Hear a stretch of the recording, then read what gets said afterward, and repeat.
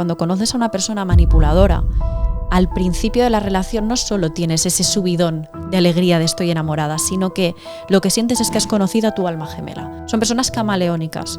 Por eso hay un boom al principio. Elisabeth Clapés, también conocida como Es mi psicóloga, sexóloga, escritora y creadora de contenido con más de 1 millón de seguidores en Instagram y 500.000 en TikTok. Yo en el pasado creo que tuve una relación con una persona que era narcisista, pero desde mi punto de vista, como que hubo una evolución dentro de la relación. A veces la mujer consigue tener el control del otro mediante el victimismo, mediante la manipulación, el chantaje emocional. Te estás identificando, ¿no?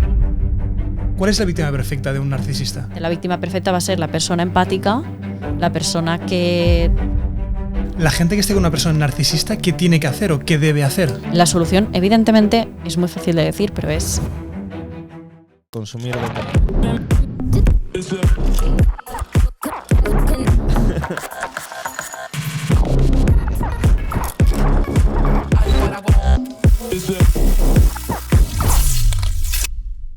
¿Qué tal, chicos? Ya se acerca el veranito y nosotros estamos aquí, seguimos en nuestra super oficina, sentados en el sofá, y nos ha llegado un regalito muy chulo que Adri tiene por ahí escondido. Un regalito que es de todos. Es verdad. Y de hecho, Es verdad. voy a pedir a la gente que está aquí atrás que entren también, porque eso también es suyo. ¿Sí o no? Venga, va. Venga. Va, para adentro todos. pasad. Los que estáis viendo aquí son los que forman parte. Bueno, gracias a ellos el podcast existe. Así que nada, Judith, editora, Mireia, redactora y contacta con los invitados, y Pablo, la leyenda de TikTok. ¿Estáis listos? 3, 2, 1... ¡Vámonos! Judith. Pues Alex, ¿qué es esto? 100.000 suscriptores en el canal de Better, en el podcast. Nada, 100.000 de vosotros. Queremos agradeceros mucho que os haya gustado este pequeño sueño que hemos hecho y que sigáis disfrutándolo. Nosotros vamos a seguir dándole caña y nos ha gustado mucho recibir este regalo porque el equipo está motivado. Sobre todo Judith está encantada con el regalo, va por ahí, lo lleva abrazado a todas partes, le da el desayuno. Casi, casi, ¿no? Sí, espectacular.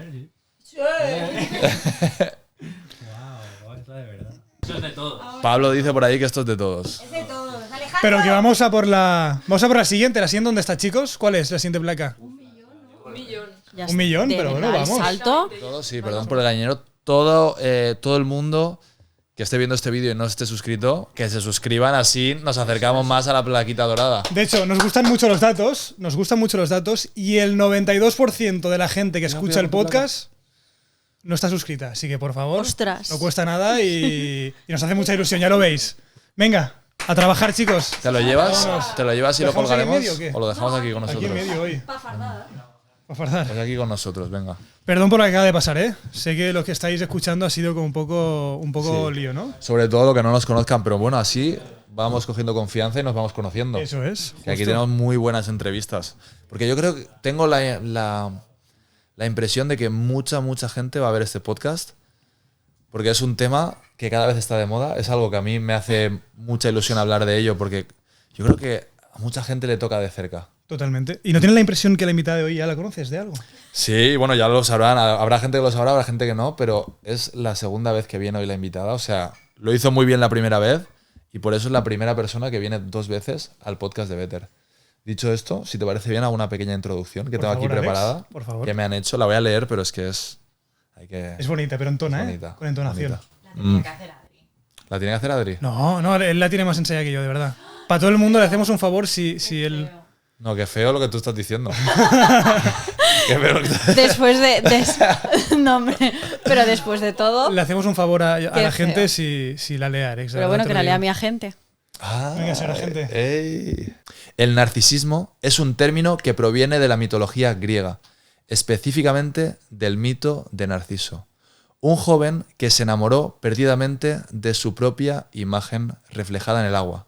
En la psicología contemporánea, el narcisismo se refiere a un patrón de comportamiento caracterizado por una excesiva admiración hacia uno mismo, una falta de empatía hacia los demás y una constante necesidad de atención y de validación externa. Hoy hemos traído a la psicóloga Elizabeth Clapés para hablar de este tema. Bienvenida. Gracias. Bienvenida Hola. de nuevo. ¿Cómo estás? ¿Cuánto tiempo? Mucho. Muy bien. Estoy muy bien. Como en casa. Nunca mejor dicho. Este tema es un tema que cada vez se habla más de él y tú acabas de escribir un libro que está a puntito de salir justamente sobre el narcisismo. ¿Por qué se habla cada vez más del narcisismo? ¿Por qué tengo yo la impresión o tenemos nosotros la impresión de que cada vez se habla más del narcisismo?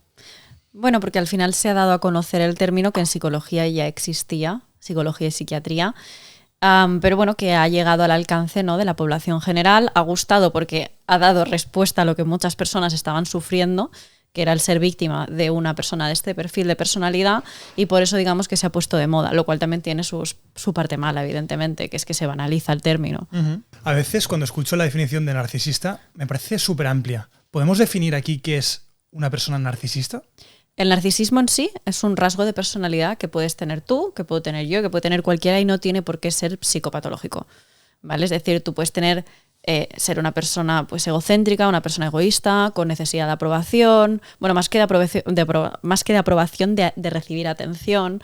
Puedes tener rasguitos, pero no tienes por qué tener un trastorno de personalidad narcisista, ¿vale? Es decir, no tiene por qué ser patológico. Todos tenemos rasgos que nos tiran hacia un lado o hacia otro. Más allá de eso, en el libro yo sí que hablo de trastorno de personalidad como tal, es decir, cuando esta personalidad se convierte en un problema y hace daño a la gente del entorno. Vale. De hecho, te he visto que estás mirando aquí al lado, porque aquí al lado tengo tu libro, que si te parece lo saco, para que la gente también se vaya Mi bebé. familiarizando con él. Sí. Te lo dejo a ti, si quieres presentarnos un poco. Tú no eres el problema. Es un libro sobre narcisismo. Ahora también desarrollaremos un poquito más el término, porque también trato el tema de la psicopatía. Y esto creo que temazo. Brutal. ¿Cuándo sale a la Vamos. venta? El 30 de este mes, que es mayo. 30 de mayo. Dejaremos aquí abajo el link directo para que la gente que le haya Perfecto. interesado el tema, pues que lo pueda adquirir. Gracias. Momento de aquí. ¿Lo ponemos por aquí o qué? Vale, entonces cuando hablas, ya para situarnos un poco más y situarme yo también incluso, porque al final tú es un tema y un término que estás muy familiarizada con él, lo has escuchado mucho, lo has tratado mucho, pero nosotros somos un poquito más noveles en la materia, no lo entendemos tanto. Efectivamente estoy de acuerdo y creo que es así, ¿no? Que no solo hay blancos y negros, sino que hay grises, como tú has dicho, ¿no? Y hay pues gente que tiende más hacia el narcisismo, gente que no lo es, pero hay mucha gente entre medias. Y luego está lo que tú hablas ya, que es un trastorno, donde ya es un problema, trastorno narcisista. ¿Cómo sería una persona con un trastorno narcisista? Pues una persona como tal, lo que sería el diagnóstico del DSM-5, que es el manual de diagnóstico por excelencia, bueno, también está el CIE-11, da igual, pero uno de los que más se utilizan en psicología y en psiquiatría. El trastorno como tal, es una persona que miente, que exacerba sus logros con tal de dar una imagen que le interesa y proyectar como decirlo, pues es una imagen de superioridad que no es real. Una persona que que busca atención también a base de mentiras, que carece de empatía, que no tiene por qué ser una persona fría y calculadora totalmente, sino que pues tiene dificultad para empatizar con los demás. Hablaríamos también de alguien que disfruta de ser el centro de atención, de tener el control sobre el resto, de tener poder. Son personas que tienden a buscar posiciones también laborales de poder, pues los encontramos en muchas ocasiones con, política, incluso policías, médicos, abogados, jueces, más abogados que jueces. Entonces, pues es un perfil de personalidad que se convierte a sí mismo en el centro del mundo. Y eso implica a veces aplastar a los demás. Y si eso implica aplastar a los demás, como carecen de empatía, pues si se tiene que hacer, se hace. Okay. Veo que destacas mucho el término de falta de empatía. ¿Esta falta de empatía es desde el minuto 1? ¿O en el proceso de seducción de la víctima son empáticos? Ellos no... Es decir, no es ser empático o no ser. Hay tipos de empatía. Está la empatía emocional, que es la empatía de... Yo soy capaz de conectar con tus emociones, las siento lo que tú sientes y conecto con ello y por lo tanto tu tristeza, como te quiero, también es la mía. Y luego está la empatía cognitiva, que es sé cómo te sientes y sé lo que esperas de mí cuando me cuentas cómo te sientes. Lo cual no significa que yo esté conectando con tu dolor ni con tu alegría. Significa que sé lo que esperas que yo responda. Vale. Entonces, no es que pierdan la empatía emocional cuando pasa la etapa de seducción, sino que lo que tienen desde siempre es una empatía cognitiva, que O sea, hace aparentar una empatía emocional. Vale, o sea, que empatizan para saber dónde eres tú vulnerable. Es que como hablo de que... Porque claro, necesito hacer una aclaración. Hemos partido de hablar de un trastorno de personalidad narcisista y, como bien has dicho, todo es una gama de grises. Cuando nos vamos más al extremo de manipulación, frialdad, daño, interés, buscar el beneficio propio por encima de cualquier repercusión que pueda tener en el otro, ya estamos hablando de psicopatía. ¿Qué pasa? Que en psicología la palabra psicópata en los manuales de referencia no la vamos a encontrar. La encontramos en criminología. Yo no soy criminóloga, ¿vale? Pero sí que es verdad que la psicopatía existe. Nos encontramos con una invisibilización absoluta de este término en psicología. En psicología lo que tenemos es el trastorno de personalidad narcisista y el trastorno de personalidad antisocial, que el antisocial es una persona con desinterés, como lo dice bien la palabra, antisocial, desinterés en formar parte de, como un miembro activo de la sociedad, tienden a la delincuencia y bueno, sería como el típico delincuente que tenemos por la calle. Es una manera como muy sencilla y muy básica de definir un perfil que para mí la verdad se queda bastante corta. ¿Qué pasa? Que cuando en psicología solo tenemos estos dos, narcisismo y antisocial, y ninguno de los dos representa la psicopatía como tal, utilizamos narcisismo, que es el más cercano. Pero el narcisismo se nos queda corto. Corto porque habla de carencia de empatía, porque habla de, de ser el centro de atención, de buscar mentir para construir una imagen, pero no habla de esa crueldad, de la frialdad, de la manipulación, de lo que tú como acabas de decir, el proceso de seducción, toda esa intencionalidad malévola se nos queda corta en el narcisismo. Por eso me chirría utilizar solo narcisismo, pero me veo de cierta manera obligada porque en psicología como tal no está en un manual diagnóstico. O sea, que las diferencias básicas entre un narcisista y un psicópata, ¿cuáles son? Como bien ha dicho Alex, es una gama de grises, pero sí que es verdad que la parte, es decir, el narcisista, cuando tú hablas de los rasgos narcisistas, hablas del egocentrismo, del egoísmo, de la carencia de empatía también, y del mentir para exacerbar la imagen que tienen los demás de ti. Y cuando tú hablas de psicópata, hablas de frialdad, de ausencia absoluta de empatía, de crueldad. Hablas del disfrute, haciendo daño a otros, o ya no solo del disfrute, sino del de hago daño a otros porque como yo no siento su dolor y me da absolutamente igual. Entonces podríamos decir que una se define más por el egoísmo y el egocentrismo, y la psicopatía se define más por la crueldad, la frialdad, el desalmado. ¿Tú crees que muchas personas que nos están escuchando, personas de la sociedad a día de hoy, bueno, sobre todo en España, que es la mayoría de nuestros oyentes, tienen relaciones, ya sea de amistad, de trabajo, de pareja o familiares, con narcisistas? Y con psicópatas. Porque ¿cuántas personas de media crees que conoces? Yo bastantes. Más de 100. Más de 1000 también. Pues se calcula que entre un 1 y un 2% de la población tendría este diagnóstico, así que te puedes imaginar. Entre un 1 y un 2 tienen... Trastorno de personalidad narcisista. Lo mismo se piensa con el antisocial, pero como te he dicho, el antisocial pues es un diagnóstico que está un poquito ahí, que no se utiliza mucho. Pero con psicopatía igual, hay autores que dicen 10 de cada 100. O sea, Iñaki Piñuel te dirá 10 de cada 100. Hay otro que te dirá 1 de cada 100, pero así por ser modesto, 1 de cada 100, 2 de cada 100, que además coincide mucho con el índice, con la prevalencia de pedófilos, que son cosas que se dan, o sea, son dos trastornos que se dan de manera comórbida, la pedofilia y el tema de un trastorno de personalidad antisocial o una psicopatía. Entonces tiene mucho sentido. Cuando dices comórbida, dices que a veces son compartidos. Bueno, que quien tiene uno tiende a tener, es decir, que se suelen dar juntos, sí. Totalmente. ¿Pero por qué esto? Es decir, ¿es correlativo uno con el otro? No es que sea, es decir, no es que uno provoque el otro, ¿vale? Ni que el otro provoque el uno. Como que ser alto tiene más probabilidades de jugar en la NBA. ¿Cómo? Que cuando eres alto tienes más probabilidades de jugar en la NBA. Al final, para llegar a, es decir, para cometer... Claro, no hablaremos de pedofilia, que es la parafilia, el sentirte atraído hacia un menor de 13 años con más de 6 años de diferencia, siendo tú el mayor, evidentemente. Hablando de pederastia, es decir, el cometer el delito. Tú para cometer ese delito tienes que carecer de empatía. Vale. Tú para cometer ese delito no tienes que tener ningún respeto por la otra persona. O sea, de hecho, no hay cura para esto. A día de hoy hay un montón de...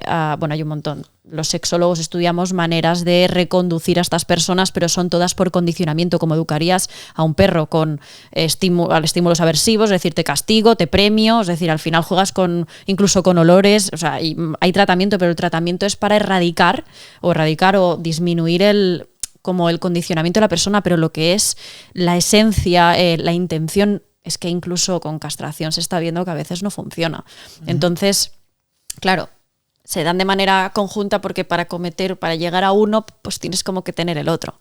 Vale. Pero bueno, también seguro que tiene que ver, seguro no, tendrá que ver mucho con el trauma que hay en la infancia para desarrollar uno. Es parecido al trauma que se da en otros, también está la genética, bueno, hay mucho detrás. Qué interesante esto, porque vamos a hablar de genética también. Eso es, más adelante.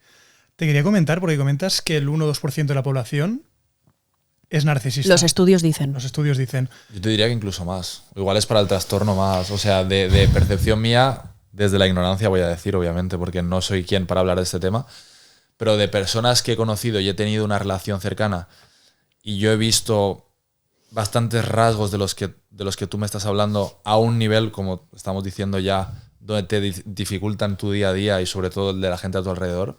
He conocido a bastante gente. Claro, pero fíjate qué curioso. Y que necesitas conocerlos bastantes para darte cuenta. Sí, porque a No la primera normalmente te dan muy buena imagen, pero fíjate qué curioso que tú, ¿en qué entorno te mueves? Tú te mueves en un entorno empresarial. Está totalmente sesgado. Ya. Claro, al final son personas que tienden o aspiran a llegar a rangos que representen aquello que ellos quieren proyectar en los demás. Por eso, como te digo, los encontramos tanto en política, en medicina, en abogacía. Entonces está sesgado. De hecho, yo soy psicóloga. Racatá, con el tema en psicología de este perfil de personalidad también. Pero sí que es verdad que yo, ahora que me muevo más en el mundo empresarial, lo estoy viendo de una manera desproporcionada en comparación a cómo lo veía antes que trabajaba en una tienda de ropa. Claro. Es muy distinto. Entonces estamos un poco sesgados también. Totalmente. ¿En qué actos del día a día podemos identificar a un narcisista? Claro. Yo sé que cuando me dices narcisista estoy pensando narcisista psicópata. Lo ponemos todo en un poquito. Sí, ¿cómo en quieres la que lo misma... tratemos a partir de ahora? Sí, realmente la palabra narcisista es la que más está entendida en la sociedad, es la que menos grave suena, pero de verdad, que es que la mayoría son psicópatas y narcisista se me queda corto. Pero bueno, las utilizaremos psicópata narcisista y nos quedaremos tan anchos porque también es a día de hoy un término que se está empleando mucho. Genial. Este perfil de personalidad, que yo los llamo en el libro depredadores, los llamo de un montón de maneras, porque es que al final es lo que son, depredadores de su propia especie, como decía Vicente Garrido. En el día a día dependerá de la relación que tengas con ellos, porque hay personas que son psicópatas de manual y tienen amigos, y esos amigos no lo van a saber nunca. ¿Por qué? Porque no los están convirtiendo en víctimas, porque no son sus presas. Vale. Quizá esta persona maltrata a su pareja en casa. A eso me refería, por ejemplo, tú acabas de conocer a una persona y te vas a cenar con ella, ¿tú puedes identificar a un narcisista así? Sí, es muy descarado, pero sí, no. De hecho, normalmente son personas más el perfil más manipulador, son personas con la capacidad de aparentar ser. Y de hecho proyectan una imagen mucho mejor de la que proyectan de la que proyecta una persona que es sana. Igual en esas cosas podríamos darnos cuenta. Bueno, es que también hay gente que es súper simpática, súper amable, súper servicial de primeras y conectas un montón con ella y realmente, efectivamente, pues habéis conectado mucho. Es que es muy complicado. Por eso yo en el libro pongo un ejemplo y digo que es muy... ¿cómo decirlo? Es muy... ¿Cómo se dice cuando...? ¿Ostentoso no? Que es de ser un poquito prepotente, que no es la palabra que empleo en el libro, el decir yo nunca sería víctima de alguien así cuando estamos hablando de que Jeffrey Dahmer tenía cadáveres en el sótano y vivía con su abuela y no los enteró nunca esta mujer. Te quiero decir, hay gente que llega a extremos y es capaz de fingirlo. O sea, de hecho hace poco, un hombre, es que no recuerdo el nombre, pero acabó con la vida de sus hijos y su exmujer aún decía, hasta que se supo, que él era incapaz, que no podía ser, ella no lo pensaba. Entonces, imagínate, o padres defendiendo a sus hijos. ¿Cuántos? Y me estoy yendo a extremos, obviamente, me estoy yendo a asesinos. O sea, hay gente que está vinculada al coronel Williams, sin ir más lejos, que es un asesino sadosexual que violaba a mujeres, le robaba ropa interior, las violaba, las asesinaba. Tenía mujer que lo amaba con todo su corazón y que él también la amaba, porque en el interrogatorio admitió todos los cargos con tal de que dejasen de interrogar a su mujer. Entonces dices, bueno, esta persona... Y a Jeffrey Dahmer lo querían sus papás. Bueno, su mamá, pero a su padre sí. O sea, que un narcisista no lo vemos venir de primeras.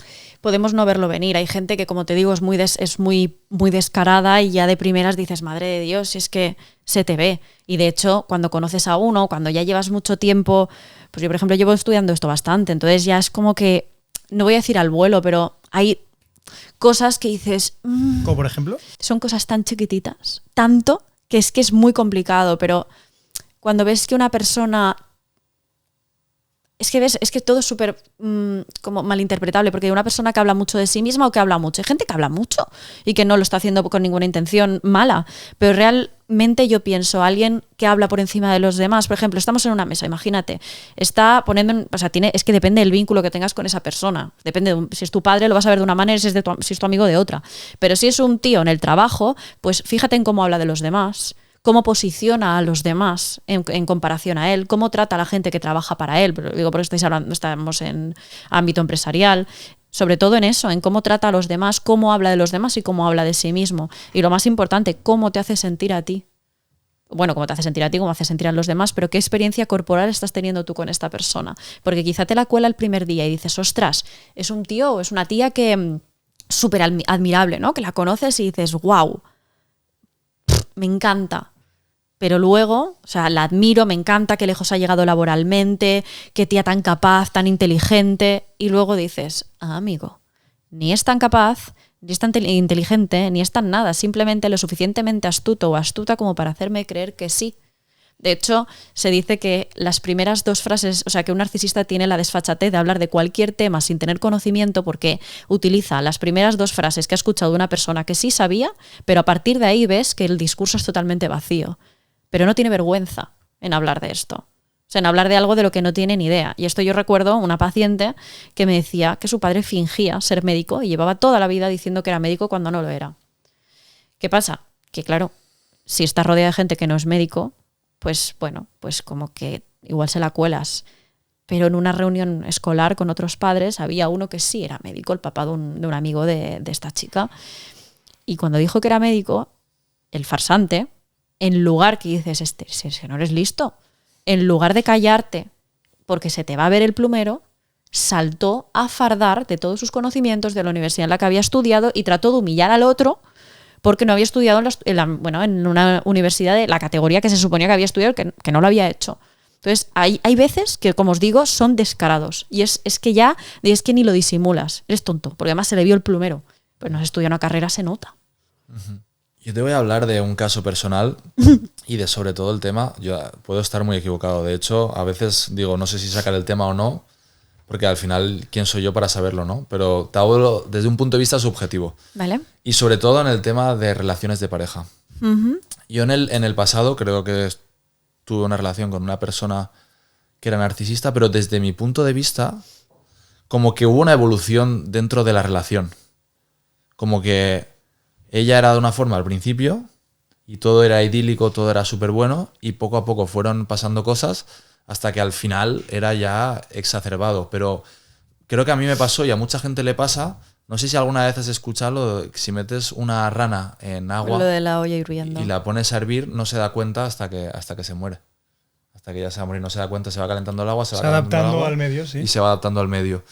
Y creo que a mí me pasó eso. Entonces te quería preguntar, en una relación, ¿en qué cosas puedes irte dando cuenta? Porque ahí sí que tienes más tiempo y no es algo que quieras saber ya, pero ¿en qué cosas te puedes ir dando cuenta igual en las primeras semanas o en los primeros meses para decir, oye, igual la persona con la que estoy, siempre salvando las distancias y sabiendo que nosotros no somos psicólogos, pero igual hay cosas raras en la persona en la que estoy y esto va a acabar en un trastorno narcisista?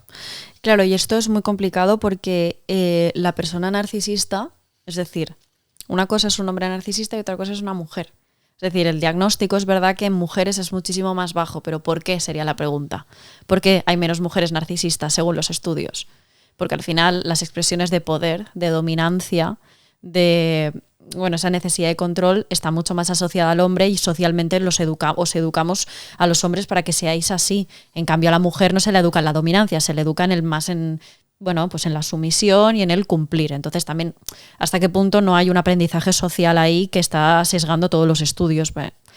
No se puede saber, pero es verdad que la expresión del trastorno en mujeres y en hombres suele darse de manera distinta por cómo estamos educados socialmente. ¿Qué sucede? Que cuando en psicología nos plantan el trastorno de personalidad narcisista y los rasgos encajan con los rasgos de un narci que es un hombre, pero no con una mujer. Entonces, yo me he encontrado en muchas ocasiones con hombres víctimas de este tipo de relaciones y decirme, pero es que no encaja con el narcisismo. Yo he leído por internet y no encaja porque es una mujer y porque su manera de ejercer control, dominancia, ya hablaríamos ya quizá hasta según qué punto de psicopatía, porque como te digo, hay muchísimas personas así y no son delincuentes ni todos cometen delitos ni muchísimo menos, de hecho muchos son presidentes del gobierno, no estoy haciendo ninguna referencia, que ya me veo comentarios, pero es verdad que pueden llegar muy lejos, ¿no?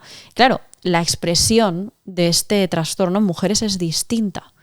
Entonces, en muchas ocasiones no lo identificamos como tal. No tiene por qué ser una persona que mienta para exacerbar sus logros. A veces la mujer consigue tener el control del otro mediante el victimismo, mediante la manipulación, el chantaje emocional, las amenazas de si no haces esto, X, ¿no? Claro, te estás identificando, ¿no? Sí. Claro, pues es que lo que yo te acabo de decir, antes la descripción de narcisista encajaba con la de un hombre, que es la que te puedo contar de las parejas de muchísimos pacientes mías. Pero en mujeres se giran las tornas y se adapta ese trastorno al género que tiene esta persona, que también puede ser perfectamente un hombre victimista que manipula desde el chantaje emocional, una mujer que manipula desde el poder, la dominancia y el mentir para exacerbarse y todo esto, pero al final, a nivel social, nos han construido distintos. Totalmente irresponsable. Por lo tanto, exacto, la expresión del rasgo también es distinta. Entonces, las maneras de ver que una persona, o sea, que estás en una relación con una persona así, primero es tener en cuenta las diferencias individuales. Esa persona, cómo se ha criado. Porque, como seguramente pues lo que tú me estás contando de tu ex no encaja exactamente con la definición del principio, pero sí con la que te acabo de dar ahora. Porque es una mujer, se ha construido como una mujer y cumple esos roles de género. A partir de ahí, normalmente, todos los inicios de las relaciones son idílicos. Todos son bonitos. Entonces, decir que al principio hay un love bombing, que es un bombardeo de amor y que, bueno, pues es generalizar. Es lo normal. Es lo normal. Claro, pero normalmente lo que sí es un factor bastante común es que cuando conoces a una persona manipuladora, al principio de la relación no solo tienes ese subidón de alegría de estoy enamorada, sino que lo que sientes es que has conocido a tu alma gemela. Es una persona que dices, ostras, ¿dónde estabas escondida? Que eres exactamente lo que yo necesito. Eres exactamente lo que yo buscaba. Te pareces un montón a mí, encajamos a la perfección, somos almas gemelas. Entonces es un subidón tremendo. Te preguntas cómo puede ser que alguien así estuviera soltero, con lo maravilloso que es, ¿no? Esto se llama mirroring, coño. Que significa yo estudio tu personalidad para convertirme en lo que tú quieres ver en mí. Te hago de espejo. Normalmente nos encanta conocer a alguien que se parece a nosotros porque nos comprende, nos escucha, conecta sus vivencias con las nuestras y parece como que hacemos así, como que nos unificamos. Entonces la relación, más que empezar de un subidón emocional, es eres mi alma gemela, estoy hecho para ti y tú estás hecho para mí. Pero eso se sustenta en mentiras. Es decir, esa persona, como digo en el libro, es el alma gemela de nadie. Porque si tú a tu ex se la presentas, o sea, a ver, no sé si es, no sé quién es, pero ponle que es, ¿no? Pues tú presentas a esta persona, a esta chica, a otro hombre y va a ser el alma gemela de ese hombre. Se la presentas a otro totalmente distinto que no se parecen en absolutamente nada y se convierte en el alma gemela de ese hombre también. Porque son el alma gemela de nadie, pero son camaleones, son personas que se convierten en aquello que la persona que tienen delante quiere que sea. Y esto aplica al trabajo, aplica a los amigos, aplica a todo. Son personas camaleónicas. Por eso hay un boom al principio, porque conoces a alguien que está hecho a tu medida. Y hay mucha gente que dice, ostras, es que ¿cómo pude caer? Joder, si te hacen un vestido a medida, ¿tú qué vas a decir? ¿Este vestido no me lo quedo porque está hecho a medida para mí? No. Si alguien está hecho a medida para ti, tú te lo crees todo. ¿Qué pasa? Que con el tiempo eso empieza a decaer. ¿Por qué? Porque al final es una fachada.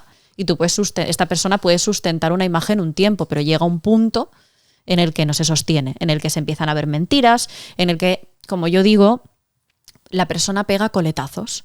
Coletazos significa como que asoma la patita, que dices, esto no me encaja con lo que yo conocía. Es decir, por ejemplo, te has vendido como un hombre súper bien, súper fiel, súper trabajador, súper leal, con unos principios, y te pillo tonteando con otra. o te pillo hablando mal de X persona, hablando de una manera, tratas mal a un camarero, que esto yo lo he vivido, ¿no? El decir, no me encaja esto con la imagen, son cosas que dices, no me encaja con la imagen. Ese ñic de no es lo que tú me has vendido, eso es lo que empieza a hacer que la víctima diga, vale, aquí falla algo. Pero, ¿qué pasa? Que como es tan maravilloso lo que hemos conocido hasta ese momento, la parte de nosotros que quiere vivir esa historia de amor, porque a todos nos apetece enamorarnos de alguien que sea nuestra alma gemela, apaga la intuición. Ignoras tu cuerpo, ignoras todas esas vocecitas que te están diciendo esto no me cierra, esto no me encaja, esto no te lo creas. Además son personas manipuladoras que mienten y tapan una mentira con otra y ahí, o sea, tú, de hecho, son personas que tú le cuentas la mentira que te ha contado a un amigo y dices, mira, contado por mí parece surrealista, pero es que si te lo cuenta él o te lo cuenta ella, te lo crees. Y es que es así. Entonces así son un poquito las relaciones, así empiezan. ¿Y todos podemos caer en la trampa de un narcisista? ¿O hay cierto tipo de víctimas que son más vulnerables a un narcisista? Perdón, que os interrumpa, pero... Estoy es que flipando, tengo ¿no? que decirlo, ¿no? O sea, claro, a ti te pasará muchísimo porque habrás hecho estas charlas muchísimo, pero te habrá pasado cuando lo estaba contando que dices, en plan, ¿estabas en mi cerebro durante este tiempo o qué ha pasado? Es que lo estás describiendo de tal forma y creo que mucha gente está ahora mismo conectando con lo que has descrito porque se parece tanto a lo que deben de haber vivido.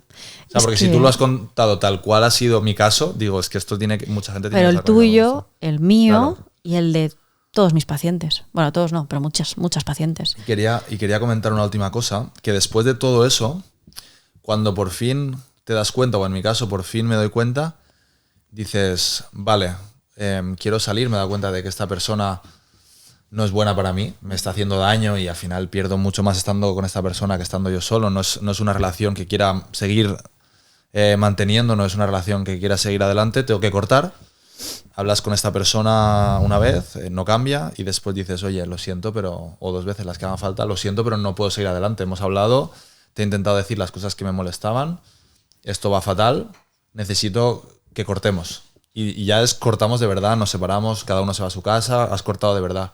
Entonces, lo que me ha pasado a mí, no sé si va a ser, tú vas a decir que es así, de repente todo vuelve a ser como el principio. No te deja dejar. Tienes razón, lo siento. De repente abren los ojos y tú tienes razón en todo, lo sientes. Y es como que pasan de estar arriba del todo y ser súper dominantes a me he equivocado en todo, tú tenías razón, lo siento, como no me he podido dar cuenta. Pero claro, lo que tú dices antes, cuando lo digo yo, dices, ¿cómo te lo crees? Pero es que lo hacen tan bien, responden como a cada miedo que tú tienes. Te aportan soluciones a todo. Soluciones a todo. Y la vuelven a cagar por lo que la cagaron y esta vez aportan una solución nueva. Y siempre hay algo más, siempre hay un as bajo la manga, siempre hay una promesa nueva, siempre hay algo mejor. Y yo he escuchado a pacientes decirme, es que la próxima vez que la cagué no sé qué va a hacer. Porque se le acaban, pero no se les acaban. Tiene imaginación infinita. Y esto es así, la persona al final lo que hace una vez más es ver lo que tú quieres, lo que tú necesitas y lo que tú esperas en ella en ese momento. Entonces otra vez vuelve a ser lo mismo. Y cuando ya tiene el control, de hecho, esto en violencia de género lo llaman el ciclo de la violencia de género, la fase de luna de miel. Pero el problema es que cuanto más hacemos que estas personas interioricen que caguen cuanto la caguen, vamos a perdonarlo, menos falta saben que hace esa etapa de luna de miel. Por lo tanto, esa luna de miel cada vez es más corta hasta que deja de existir. Pasa de te trato mal a ya ni te pido disculpas ni trato de compensarlo porque sé que me vas a perdonar igual. Ahí está el riesgo, sobre todo en mujeres. Cuando los hombres ya no, en casos de violencia de género, porque claro, la violencia de género esto es un mundo, pero es que la mayoría de maltratadores en violencia de género son psicópatas, no son solo machistas. Porque un machista, el machismo, no viene con la manipulación, todo eso, claro. Es decir, no es un constructo, una cosa es el constructo social, patriarcal y obviamente el estereotipo de género masculino y otra muy distinta es ser un retorcido que mata puñaladas a su pareja. O sea, hay un límite. Y muchas veces dicen, no, violencia de género, sí, violencia de género y además que el agresor es un psicópata. Y por eso las órdenes de alejamiento no sirven de nada, porque no tienen ningún respeto por las normas sociales. Entonces me decías, es que lo que estás contando es como si estuvieras metido en mi cerebro. Eso es lo que pasa cuando alguien está dentro de un trastorno. Por eso hay un libro, que es el DSM o el CIE-11, que estipulan cómo es un trastorno. Porque es que se da en todas las personas o en prácticamente todas las personas igual. Por eso cumplen, porque al final están dentro de ahí.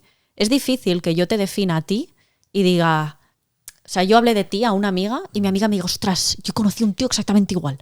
Dice, es raro, ¿por qué? Pero una personalidad normal con sus cositas, pero cuando alguien cumple todos unos patrones que desentonan, de repente todos hemos conocido a uno. ¿Por qué? Porque está dentro de una categoría diagnóstica. Y por eso te quería preguntar esto, porque no sé si clínicamente eso se demostrará, pero conocidos, amigas y amigos que tengo, han caído repetidamente en la trampa de los narcisistas. Por eso también me interesa mucho saber si una víctima de un narcisista o psicópata narcisista tiene unas características en concreto o una falta de algo que hace que estas personas digan, ¡buah! Esta es mi víctima perfecta. ¿Cuál es la víctima perfecta de un narcisista y de un psicópata? Depende de lo que quieran. Porque estas personas, al final, yo las comparo con las medusas, ¿vale? Que los llamo depredadores, las medusas no lo son, pero bueno, entendamos, ahora lo entenderéis. Las medusas tú las tocas y pican, ¿vale? Tú a un perro, si te muerde el perro, tú lo puedes reñir y quizá el perro la próxima vez ya no te muerde, porque lo has educado. Esta gente no. Esta gente tú si la tocas, pica. Esto va a ir así siempre. Entonces, se relacionen con quien se relacionen, hacen pupa. Siempre. Pero, bueno, a no ser que a esa persona, por lo que sea, no les interese hacerle daño, ¿vale? Porque es, mira, a ti no me interesa convertirte en víctima porque a mí no me interesa. Pero el resto de personas que se vinculen conmigo profundamente por narices van a tener que ser víctimas de algo, ¿no? Estas personas ¿qué les interesa? En una relación de pareja les interesa pues siempre lo mismo. Bueno, en pareja, en familia, en todo. Poder, control y conseguir los beneficios que quieran, ¿no? Entonces, en pareja, poder, control, beneficios que quieran, pues puede ser sexo, puede ser el construir una familia, porque eso también contribuye a una imagen social buena, ¿no? El tener otro sustento económico, el tener una persona con la que compartir momentos de entretenimiento, yo qué sé, sus intereses. En el trabajo, escalar, apropiarse del trabajo de los demás para no tener que hacerlo y así escalar en el trabajo, dominar, incluso chafar a otros para poder seguir manteniendo su estado, su situación de supremacía. En la familia, bueno, las mismas dinámicas, pero espantosas en la familia. Entonces, cuando me preguntas, ¿hay una víctima perfecta? La víctima de la que pueden sacar provecho. Obviamente la víctima perfecta va a ser la persona empática, la persona que quiere ayudar y la persona que se implica a nivel emocional. Porque un psicópata no va a buscar, o un narcisista no va a buscar a otro para sacar provecho, porque es como, ¿de qué? Si yo voy a lo que tú vas y tú vas a lo que yo voy, no me vas a sacar nada, ni yo te voy a sacar nada. Además, claro, es como yo te huelo, tú me hueles. O sea, dos narcisistas no pueden estar juntos. A ver, no voy a hacer una generalización, pero realmente lo que se puede ver es, yo no me meto en tu camino, tú no te metes en el mío, tú sabes cómo soy, yo sé cómo eres, entonces tú y yo hacemos así. Es decir, pasamos uno al lado del otro. Entre ellos. Ajá, sí, vale. claro. Sí. Vale. O bien, tú y yo nos aliamos porque tenemos el mismo propósito. Ahora bien, cuando los dos hayamos llegado donde queríamos llegar, claro que va a pasar. Yeah. Que si hace falta que te arranque la cabeza, te la voy a arrancar. Y a mí me gustaría ahora entender la raíz de todo esto. Es decir, hay una parte genética, entiende clases sociales, el narcisismo. ¿Cómo funciona? En psicología todo tiene una parte genética y una parte contextual que son inseparables. Antiguamente, uno de los mayores referentes en cuanto al estudio de la psicopatía, lo que decía, que es Robert Hare, él lo que decía era que la persona tiene este gen y el contexto va a determinar cómo se manifiesta. Si esta persona se cría en un entorno pobre en el que está rodeado de delincuencia, pues su manera de manifestar su psicopatía va a ser asesinar, robar, violentar, atracar, ¿no? En cambio, si esta persona con este gen se cría en una familia con una buena situación económica, lo que va a pasar es que se va a convertir en un delincuente de guante blanco. Pero tengas el gen, es decir, si tienes el gen estás condenado. Te críes en el entorno que te críes, ¿no? Al final lo que va a determinar tu entorno es la expresión del rasgo, pero no lo va a inhibir. Actualmente esta teoría no es así. Actualmente lo que se dice es que tú puedes contar con ese gen y evidentemente si te crías en un entorno que potencia pues la carencia de empatía, la frialdad, el desapego afectivo, ¿no? Que desde que eres niño no recibes afecto, eres maltratado o sufres abuso sexual, que de hecho hay mucha correlación también, pues es más probable que ese gen Bueno, de hecho es altamente probable que ese gen se exprese, ¿no? Se manifieste. En cambio, si tú te creas un entorno en el que se te enseñan principios, valores, se te enseña la empatía, ya no solo se te enseña, sino se te da y se te enseña a dar, a recibir, a amar, es probable que el rasgo de psicopatía, de narcisismo, se dé a pequeña escala o incluso no se llegue a dar nunca. El contexto puede actuar como inhibidor de la expresión del rasgo. Esta es la teoría que hay actualmente, pero luego nos encontramos con psicópatas, psicópatas, y te hablo de casos extremos de asesinos en serie que se han criado en entornos normales y sanos y han salido auténticas barbaridades. Entonces, al final también depende mucho de una aleatoriedad bastante complicada que no hay una manera de decir si haces esto vas a ser un psicópata, si no lo haces no. Pero si quieres disminuir las posibilidades de que tus hijos lo sean, críales con todo el amor del mundo, incúlcales valores, incúlcales principios y pon responsabilidad sobre sus hombros para que tengan los pies sobre la tierra. ¿Y en niños se pueden ver pequeños rasgos? Sí. Que digas, este niño puede ser que... Sí, normalmente son niños muy egoístas, niños agresivos. Ojo, cogemos con pinzas porque los niños que sufren violencia en casa reproducen las mismas actitudes que ven. Pero suelen ser niños egoístas, niños que quitan los juguetes a otros niños, niños con malicia, niños que dices, ostras, qué mala leche tiene este, ¿no? Inocente no es. O sea, son cositas que se van viendo, pero como te digo, no puedes, de hecho, a menores de 18 años, no se les imputa como adultos, salvo casos excepcionales y también no en todos los países, porque aún el cerebro no está desarrollado. Entonces, tú, de hecho, no puedes diagnosticarle trastorno de personalidad nada a un menor. Tú a un menor le puedes decir que tiene un trastorno de conducta, ¿vale? Que es un niño pues, que tiene un problema con la conducta, lo puedes decir, pero tú no le puedes achacar un trastorno de personalidad, porque un trastorno de personalidad es crónico, se considera crónico. Entonces, tú lo estás manchando de por vida cuando aún no se acaba de desarrollar. Entonces, todo lo que exprese un niño, ojo, que aún estamos a tiempo. De hecho, es la manera de prevenir el cogerlo a tiempo y evitar que vaya a más. Hay diferentes tipos de relaciones, entiendo yo, que puedes tener con un narcisista, porque yo te he hablado de relación de pareja. Pero si tengo entendido también puede ser, por ejemplo, tu jefe, un compañero de trabajo, como hemos hablado antes, puede ser muy problemático. Incluso un amigo también, ¿no? Sí. ¿Cómo debería tratarse o cómo cada uno de estos casos? Claro, es que con amigos probablemente es con las personas con las que menos se manifiestan, porque al final no llegan, o sea, sí, a un amigo lo puedes querer mucho y obviamente un amigo te puede sacar hasta los ojos si quiere, depende del nivel del vínculo, ¿no? Pero sí que es verdad que depredan antes a familia, porque son los vínculos más estrechos, a pareja, pues son vínculos también muy estrechos que amigos, pero en amigos lo que podemos ver es la misma conducta que te dirían compañeros de trabajo, el me sobrepongo a ti, el amigo envidioso, el amigo que quiere que no que te vaya bien, pero no mejor que a él, sino directamente que no te vaya bien, que siempre brille él. O sea, ahí están los rasgos más narcisistas, y si nos vamos ya a psicopatía nos vemos a crueldad, hacer daño por daño. Pero ya te digo que en amistad no es que haya pocos casos, pero sí que es verdad que no es algo que deje tanta secuela, que ojo, no digo que no sea relevante, digo que pues deja mucha más secuela un papá o una mamá. Vale. Y en padres lo que vemos, otra vez, la expresión del rasgo se ve muy determinada por el género.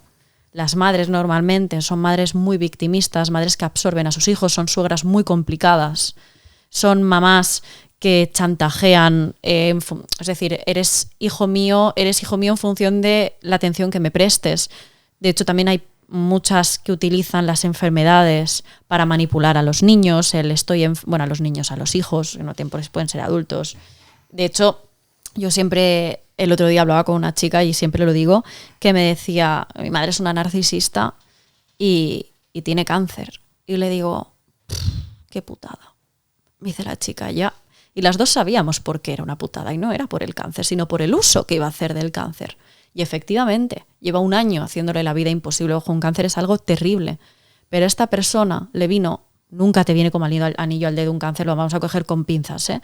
Pero a ella ya no era la enfermedad, era el uso que hacía de la enfermedad para chantajear a toda la familia, para victimizarse y para conseguir lo que quería. Y esta chica me lo decía, es que le ha venido como anillo al dedo. Y es que realmente son capaces de utilizar hasta algo tan ruin que no querría nadie para sacar provecho. En hombres, en papás, normalmente pues hay mucha negligencia y mucho abandono, que también puede pasar en madres, ¿eh? Pero sobre todo lo que hay es padres dominantes, padres agresivos, padres violentos, padres que generan un ambiente de terror en casa, y ya no solo por violencia física, que también, que puede ser, pero no todos, sino un ambiente de yo estoy aquí y el resto de la familia está aquí. Al final son casas en las que tú entras y ves dónde está claramente la persona en torno a la que gira la dinámica familiar. Que eso también pasa con la mujer, es decir, cuando la mamá se victimiza constantemente, todo el rato busca llamar la atención, busca absorber a la familia y que todo el mundo esté pendiente de ella, se convierte en el centro de la dinámica familiar, pero desde el victimismo. Y el hombre lo suele hacer más desde la dominancia. Entonces, normalmente tú entras en esa familia desde fuera o la vives desde dentro como la persona de autoridad, la persona que todo lo que dice va a misa, todo lo que quiere es lo importante y lo que queremos los demás pasa a un segundo plano. Vale. Alex ha comentado que él ha tenido una relación con una persona narcisista. ¿Qué tendría que haber hecho Alex? Es decir, la gente que esté con una persona narcisista, ¿qué tiene que hacer o qué debe hacer? Sí, porque hemos hablado ya mucho, lo hemos identificado cómo es, ¿no? Ya creo que todos lo entendemos bastante, pero mucha gente nos estará escuchando y querrá saber soluciones. Soluciones, justo. ¿Cómo lo hacemos? Y no tiene que ser fácil, esto primero de todo. No, no lo es, de hecho es muy difícil, pero soluciones para esa persona no. O sea, no te puedes convertir en su terapeuta, no te puedes convertir en su madre, no te puedes convertir en alguien que lo vaya a salvar. No va a pasar. Si esa persona necesita ayuda, que se la pida a un profesional, a una persona que no se implique emocionalmente en él o en ella como para que le cueste la salud mental, ¿no? La solución, evidentemente, es muy fácil de decir, pero es alejarse.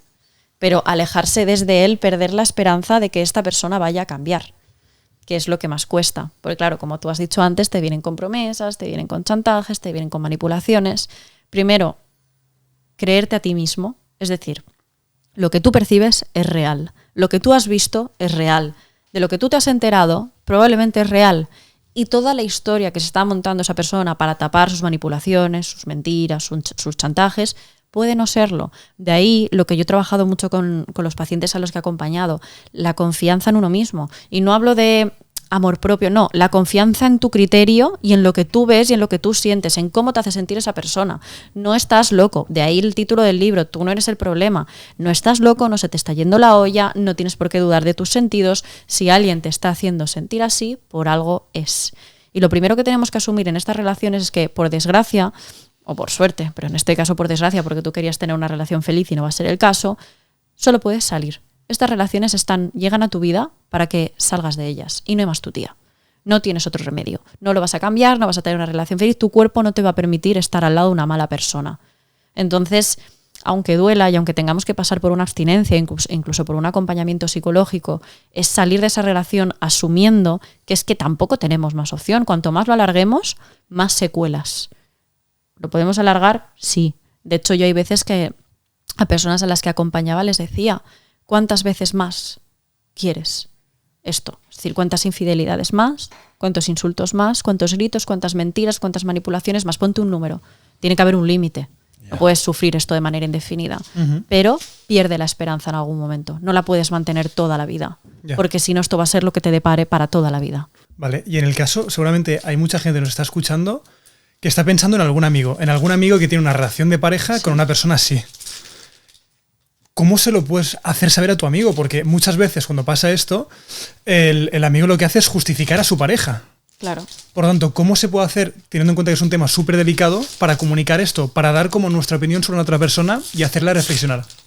Claro, yo aquí ya yéndome a casos heavies de... No es que le haya puesto los cuernos una vez, no es que hayan discutido de una manera... No, casos de manipulación, de maltrato psicológico o incluso físico. El problema de esto viene a ser que la víctima sale cuando mentalmente está preparada para salir. Obviamente se la puede sacar a la fuerza. Yo conozco unos papás que a su hija básicamente la encerraron en casa, le quitaron el móvil, que es un secuestro, pero claro, son sus padres y la niña era menor. Y la encerraron. Pues estaba con un hombre mucho más mayor que ella, que no era un delito, pero era un maltratador. Entonces la encerraron en casa, le quitaron el móvil y ¿qué pasa? La abstinencia encerrada en casa. Esta opción pues está, pero obviamente no está para todo el mundo porque es un delito, sobre todo si el otro es mayor de edad y tú no eres su padre. Entonces, claro, es que es real, que este caso es real. No. Pero bueno, funcionó. Pero yo, Alex, como amigo de Alex, claro. Si yo lo estuviera viendo, ¿qué le digo a Alex? Lo primero porque lo intentó, pero no le hice caso. Lo primero es no confrontar. No confrontar desde el es que eres tonto, es que no te das cuenta, es que no. Esa persona va a salir cuando esté preparada para salir. ¿Qué necesita cuando esté preparada para salir? Tener dónde ir. Por eso es importante mantener el vínculo con las personas que son víctimas de este tipo de relaciones, porque en algún momento necesitarán un lugar donde llorar, un lugar donde refugiarse, un lugar donde ir. Esto pasa con mujeres víctimas de violencia de género que su entorno les da la espalda, porque están hartos de decirle, oye, es que no te das cuenta, yo lo entiendo. Pero luego, ¿qué pasa? Que la mujer no sale de la relación porque no tiene dónde ir, no tiene amigos en los que apoyarse, porque la han alejado de su entorno. Entonces es el permanecer ahí. Tú puedes hacer una inculcación silenciosa del tema, hablarle del tema sutilmente, pero yo sobre todo haría mucho apoyo, mucho cariño, que al final no nos perciba a la persona que es víctima como alguien que quiere, como que está en contra de la pareja, porque tú qué hubieses hecho, Alex, si en ese momento Adri y yo te machacamos cada vez que nos cuentas algo de esta chica y te decimos que es que eres tonto, que es que para qué sigues con ella, que es que al final vas a dejar de contarnos cosas y te vas a alejar. Eso es, sin querer te vas alejando. Y es más, te voy a decir otra cosa, porque estuve leyendo libros sobre el tema, bastantes, cuando estuve tomando la decisión. Puede ser que también una de las cosas que hagan es que convencen a todo tu círculo de lo maravillosos que son.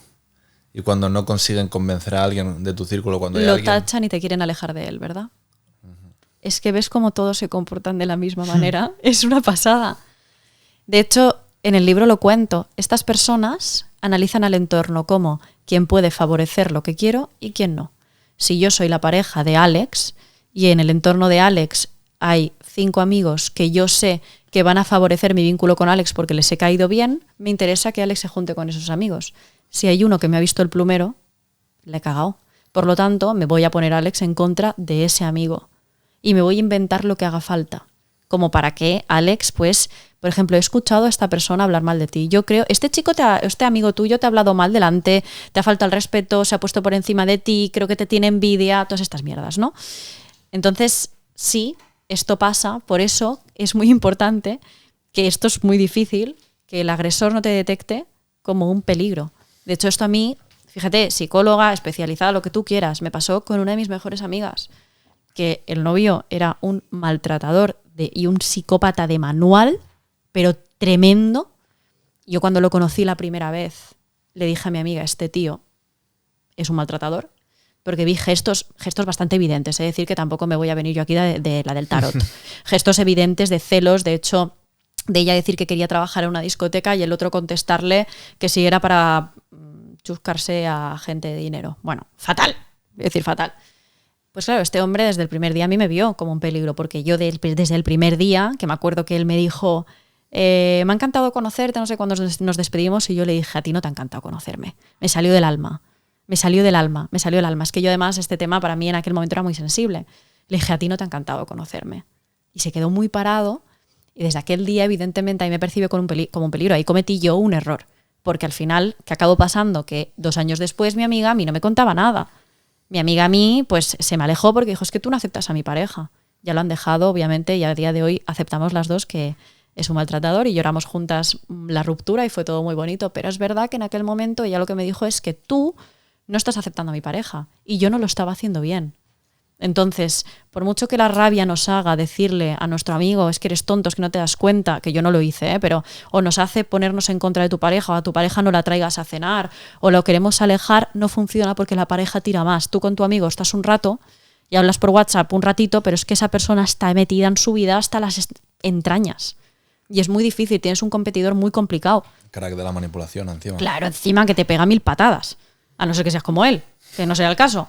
Entonces, claro, me pasa también en terapia con víctimas de este tipo de perfil, que es que yo, cuando estaba en terapia con una víctima de maltrato, sobre todo porque además hice las prácticas en Guatemala con mujeres víctimas de violencia de género en Guatemala, que ya eso es otra liga, yo veía a la víctima y es que tenía al agresor aquí. O sea, mentalmente, cuando ella me decía cosas, yo pensaba, es que no me las está diciendo. Es decir, al final el agresor le coge manía al psicólogo, le coge manía a la amiga que la pone en contra. A mí me odiaba, a mí me llegaron a amenazar por estar tratando a estas personas. O sea, claro, porque pones a mi mujer en mi contra, porque por tu culpa se va a divorciar, bla, bla, bla, bla. Y vas a cargarte una familia, porque tenemos hijos, porque no sé qué. Al final tú tienes que tener en cuenta que hay otra persona que te lleva ventaja porque es más manipulador que tú y también porque pasa más tiempo con la víctima. Entonces tú lo que tienes que convertirte es un refugio seguro para que el otro, cuando consiga mentalizarse de la salida, tenga dónde ir y dónde sujetarse fuerte. Mi amigo era la persona de mi grupo de amigos que mejor trataba a esta persona. La trataba súper bien, pero era mi amigo y al final me priorizaba a mí. Y a pesar de él mismo, porque claro, lo vivió todo tan de cerca, que él mismo... O sea, tomábamos la decisión juntos de darle otra oportunidad. ¿Me explico? De verdad, sí, porque al final es un tío que estaba tan cercano a mí y era de verdad la persona que mejor la trataba, que cuando tenía problemas iba a su casa, se quedaba con él. Era el que manipulaba también para manipularte a ti. Era al que manipulaba Eso también es, para manipularte totalmente. a ti. Y hubo un día que me dijo, ostras, me sabe fatal, pero me estoy dando cuenta de que efectivamente es mala y no va a cambiar. ¿Y cómo viviste ese feedback de él? Sí, o sea, había veces... Yo lo vivía yo tenía, yo creo que es la esperanza.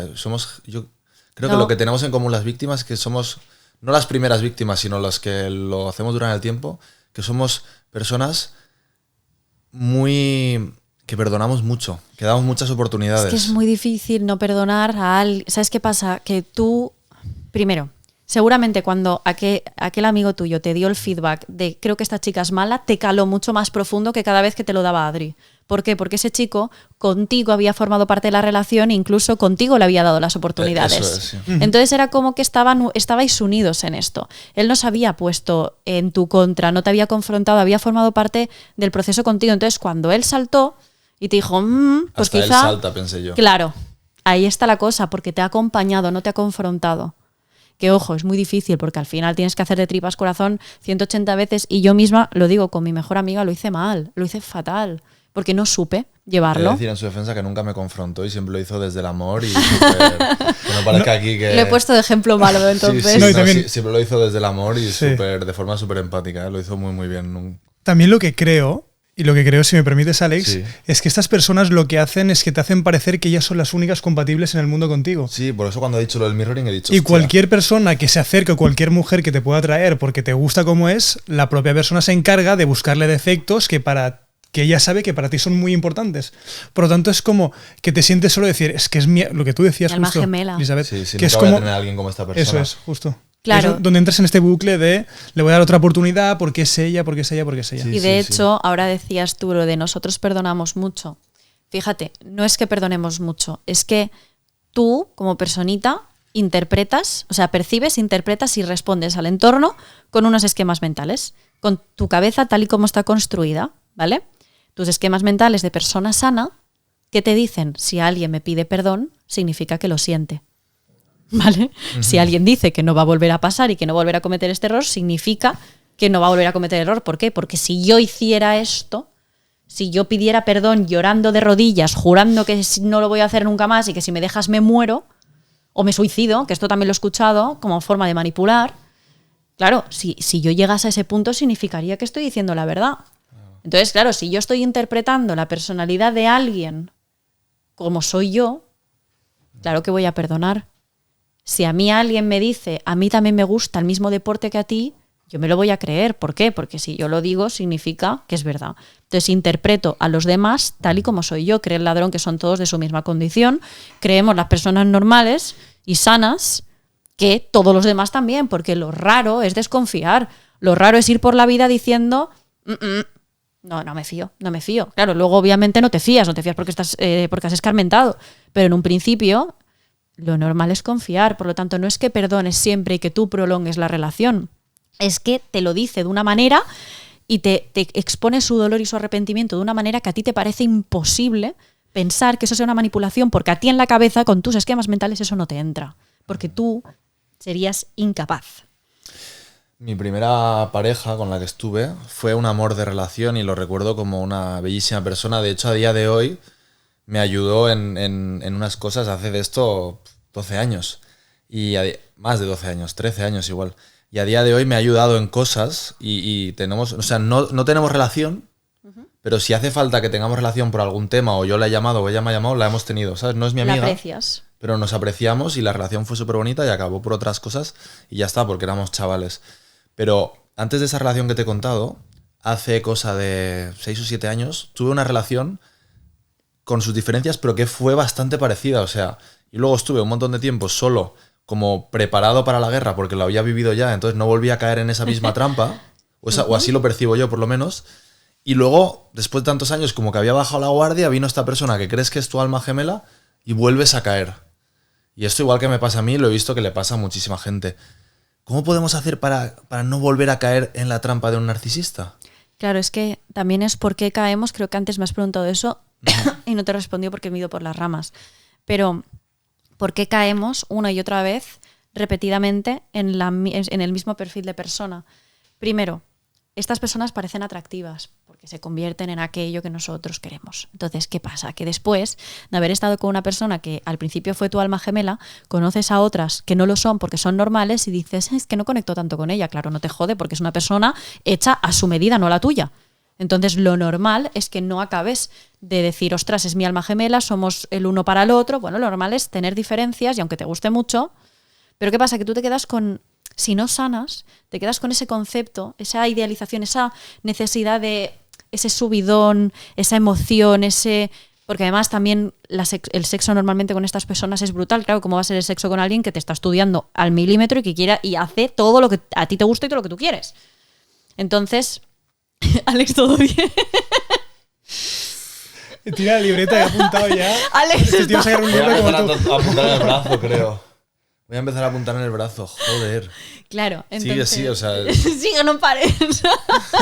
estoy flipando. Ay, qué risa, es que me ha hecho mucha gracia, perdón, ¿eh?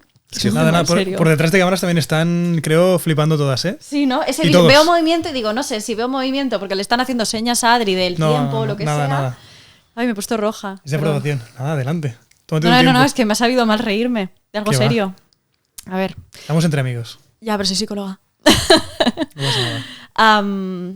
Caemos una y otra vez en estas relaciones porque al final nos acostumbramos a que sean tan guays al principio que dices, ¿cómo me voy a conformar con menos? Entonces ahí hay que, no voy a decir bajar el listón, porque realmente no bajas el listón, lo que hay que hacer es ajustar expectativas.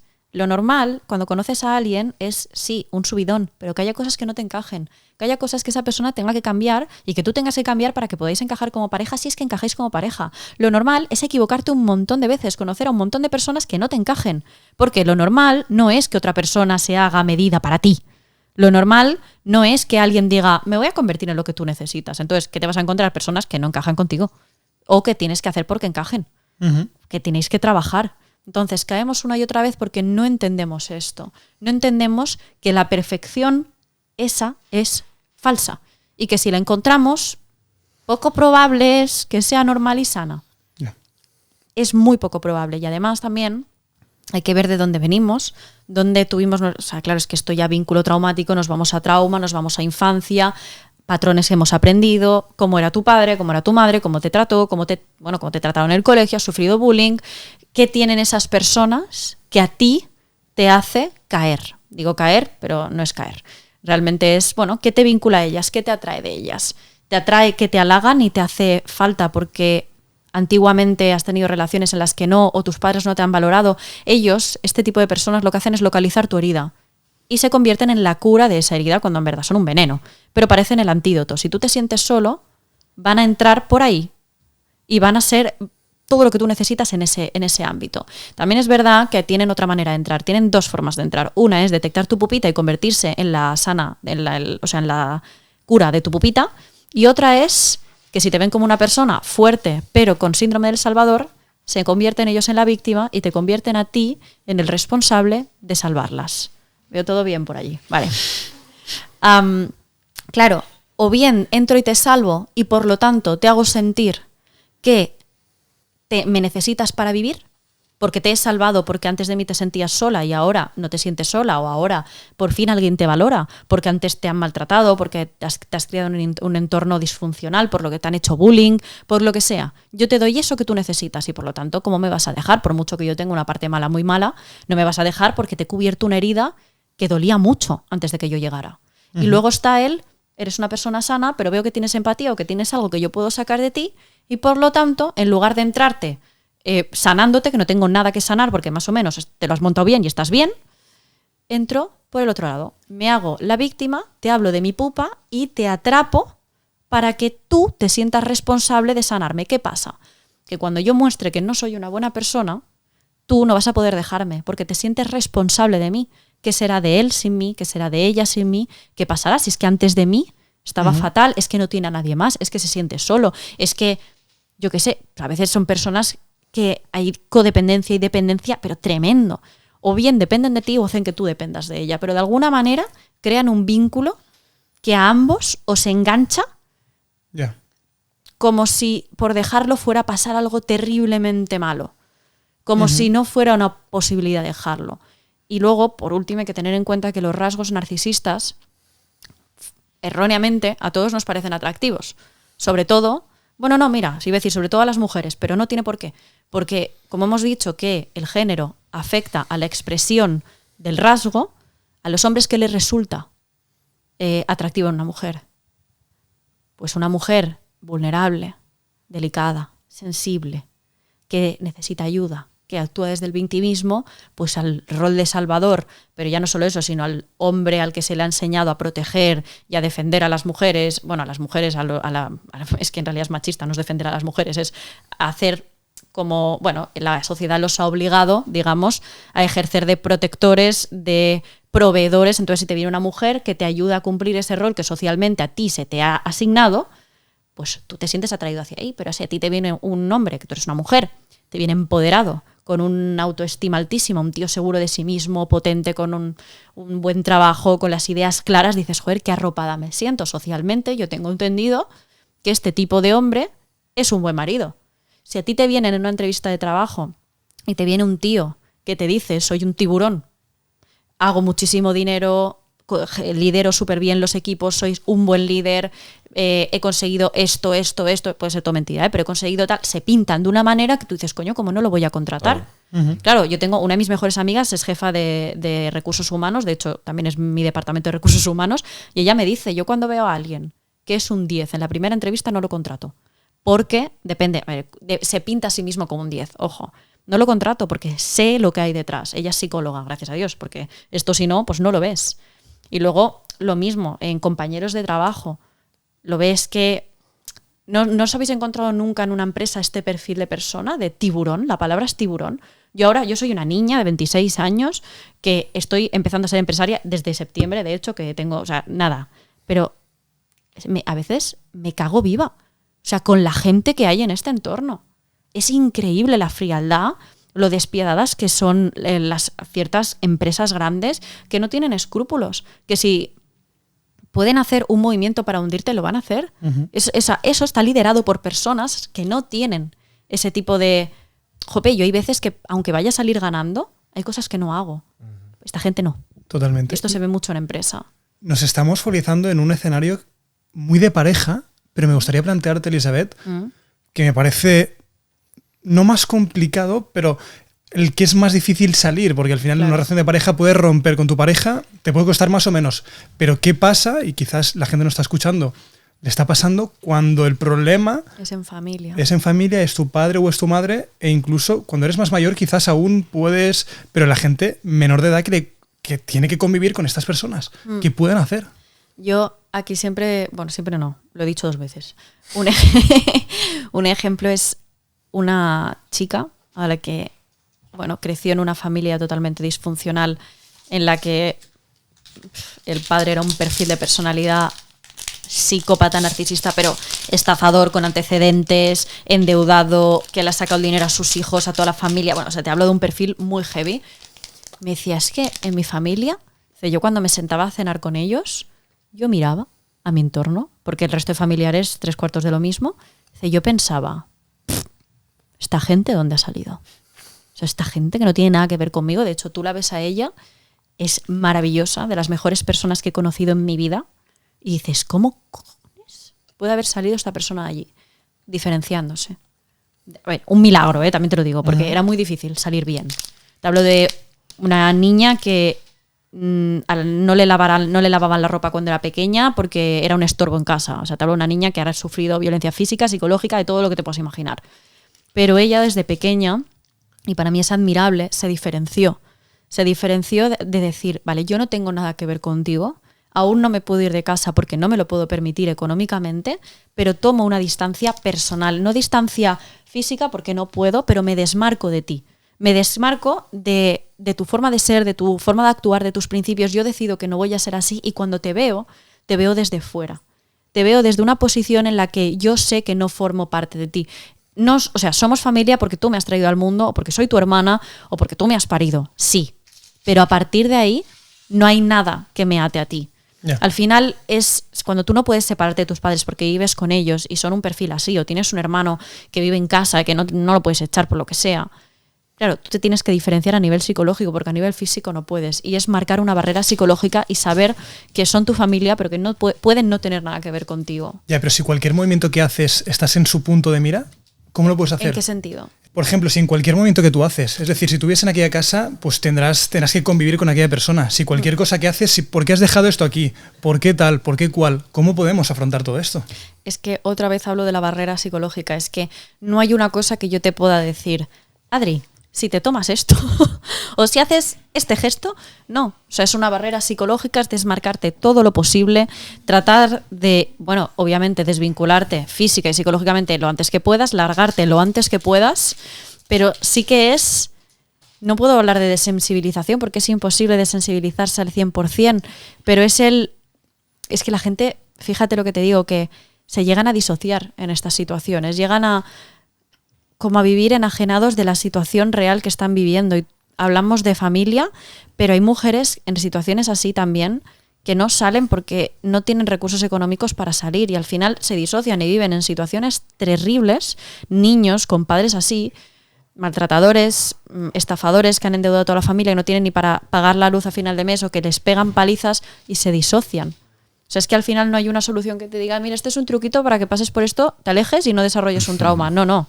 Es que sales de ahí como humanamente puedes. Yeah. Antes hemos hablado también de algunos traumas que se pueden quedar después de tener una relación con un narcisista, como uno con el que he conectado muchísimo, que es el de después ninguna relación. Ah, O sea, vale. conoces a la gente y después dices, hostias, es que Me sabe a poco. esta no es la persona adecuada, me sabe a poco. Totalmente, porque te han hecho el maldito mirroring ese. He aprendido mucho. He aprendido mucho en este podcast. Supongo que habrá otros muchos traumas que de algunos ni siquiera se dará cuenta la gente o nos daremos cuenta, ¿no? Y los tendremos a largo plazo después de haber estado en una relación así. Me gustaría un poco que me dijeras qué traumas se nos pueden quedar, aparte de ese que has comentado antes de que todas las siguientes parejas te saben a poco. ¿Qué otros traumas se te pueden quedar y cómo podemos hacer para superar esos traumas? Yo hablaré de secuelas. Secuelas, Pero perfecto. sí. Sí, como quieras llamarle. Pero Perdóname. al final es trauma, ¿eh? Pero vamos a hablar de secuelas. Para empezar, normalmente lo que se queda es la sensación de el resto me sabe a poco. Luego también se queda la desconfianza, el detectar cualquier indicio por parte de la otra persona, cualquier gesto inofensivo como una amenaza. Esto lo decía mi ex. No, esto significa que después vas a hacer esto. Esto cuando mi ex hacía esto significaba que, al final imagínate, tu ex te puso los cuernos durante la relación, fue una relación espantosa y siempre giraba el móvil. Pues a la que veas que el siguiente gira el móvil vas a decir cuernos. Al final se queda, las personas aprendemos y nos adaptamos al entorno y normalizamos lo que vivimos, lo cual hace que después o no lo detectemos o a la que al final tú tienes construido, estas personas funcionan así, así y así, pero es que el resto de personas también pueden cometer este error. Pues tú al final ya lo generalizas porque como que lo has asociado todo a un clúster, ¿no? Ujú. También, pues, aparte de queda el trauma de... Bueno, trauma. Sí, es trauma. Pero bien, la secuela de no querer vincularse. Decir, no, mira, yo paso. Yo no quiero vincularme con nadie más. Todas las personas son así. Esto es lo que he escuchado a muchas mujeres decir. Los hombres son violentos, los hombres son así. Esto es lo que me depara. Cuando la mayor parte de hombres son maravillosos, son buenas personas. Pero se quedan con la imagen de esto es lo que hay. ¿Por qué? Porque cuando estuvieron con el otro, lo que les decía es, tú no sabes lo que hay fuera. Si yo te parezco malo, agárrate lo que hay fuera, el resto son peores. Yo soy lo mejor a lo que aspiras. Y la chica se lo cree. También pasa al revés. Quiero decir, los problemas de autoestima que quedan por él, no merezco más. Esta persona se fijó en mí, yo no sé por qué, porque me hizo un favor. Yo escucho lo de contigo he bajado el listón. Contigo he bajado o sea, yo de una paciente. Contigo he bajado el listón. Te estoy contigo pese a que tienes barriga, pese a que, yo qué sé, lo que sea, ¿no? O sea, pese a, pues a ti todo eso se te queda. Los problemas de autoestima, el dolor, al final el sentirte chiquitito. Y también se puede quedar algo de lo que se habla muy poco, que es el sistema nervioso. Y a mí me parece un tema que da para podcast y no lo voy a alargar mucho, pero es muy chulo. Si traéis algún experto en este tema, bueno, ya os recomendaré porque es muy guay. El sistema nervioso al final se te queda hiperactivado. Cuando tú, imagínate, una gacelita, tú eres una gacelita y estás rodeada de leones, ¿vale? Tu sistema nervioso entra en un estado de alerta porque tiene que sobrevivir a una situación.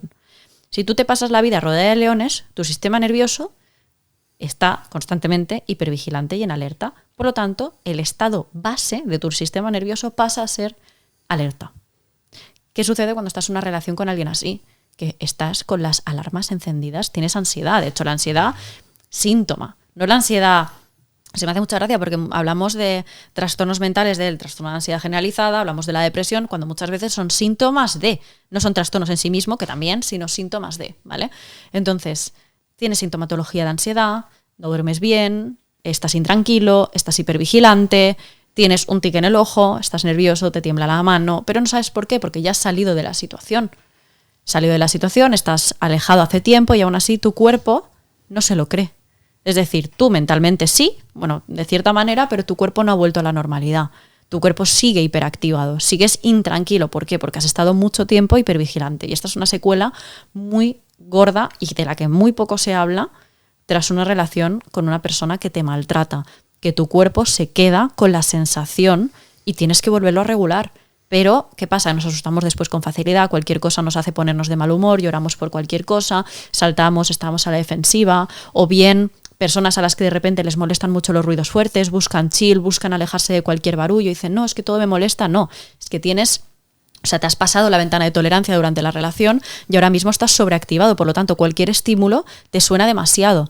O sea, hay gente que desarrolla después de relaciones muy heavy de maltrato agorafobia, fobia social, no quieren salir de casa, no quieren ruidos fuertes, no quieren discotecas, no quieren ni que les aprietes la piel porque cualquier cosa es un estímulo demasiado fuerte, porque el sistema nervioso está hiperactivado, porque la tolerancia se la han pasado. Y esto es una secuela muy grave y es un tema súper interesante de tratar. Uh-huh. ¿Y cómo deberíamos trabajar estas secuelas? Es que hay tantas que Sí. La pregunta se queda muy generalizada, pero... A ver, todo...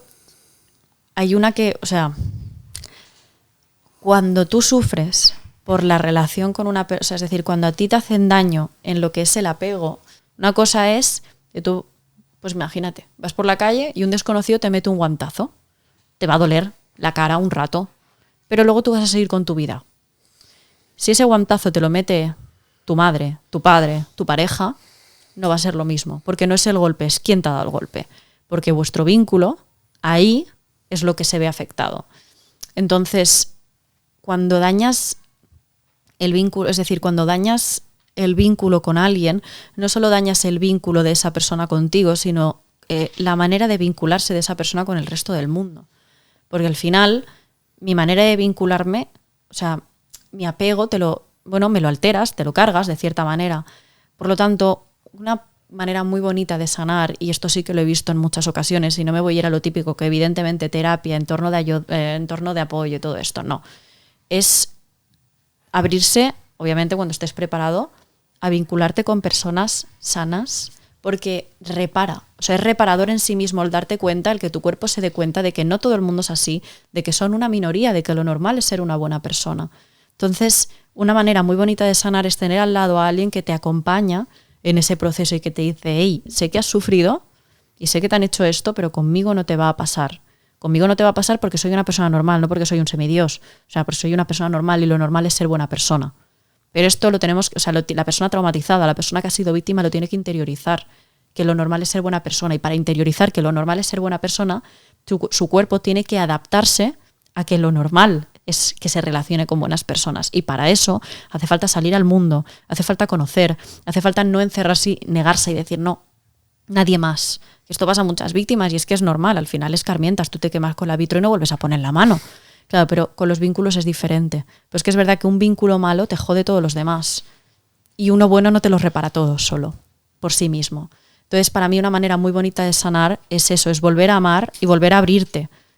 Bueno, pero amar ya no solo hablo de pareja, hablo de amigos, hablo de si tu familia te ha hecho esto, construye tu familia fuera, crea tu familia a partir de ti, ya sea con tus amigos, ya sea con tu pareja, sea con tu perro. O sea, he visto personas que tenían un vínculo seguro con su mascota.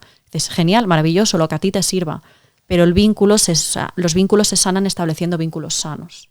Conecto muchísimo con lo que dices otra vez. Ya te veo, ¿eh? He conocido una chica maravillosa Ay, últimamente. Bueno, estoy conociendo no voy a una decir chica que no lo maravillosa. sabía. Ya lo sabes todo tú. Y me he sentido otra vez súper identificado porque me estoy dejando llevar y efectivamente es como que tienes esperanza nuevamente. Es sanador. ¿No? Es sanador, sí, totalmente. Qué bonito. Qué bonito va a escuchar este podcast ella, ¿no?